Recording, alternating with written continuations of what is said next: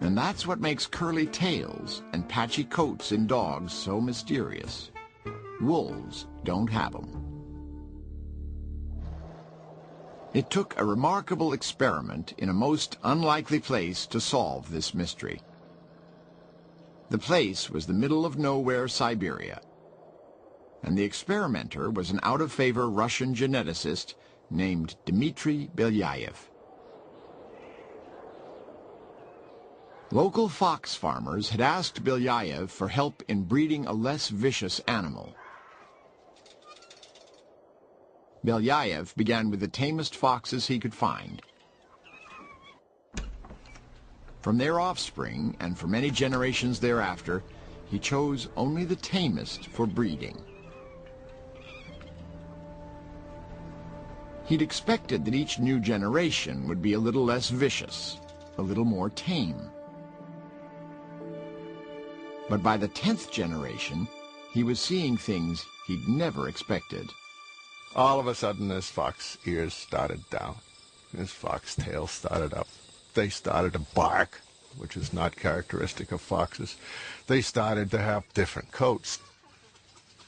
All these little features that you can't imagine being in the wild type. I mean, it's not a matter of selecting for them, because they're not there to be selected for. That variation isn't there. What does tameness have to do with ears and barking and coat color? Belyaev and his colleagues immediately went looking for an explanation. They checked the fox's adrenaline levels. That's the hormone that controls the fight or flight response. And they found they were far lower than normal. That would explain the tameness. They're just not afraid because they're not producing as much adrenaline. But where does the multicolored coat come from? And somebody says right off the bat, hey, adrenaline's on a biochemical pathway that also goes to melanin. It also has something to do with the animal's coat color. So there's a correlation between coat color now and the adrenal gland. Suddenly, it all started to make sense.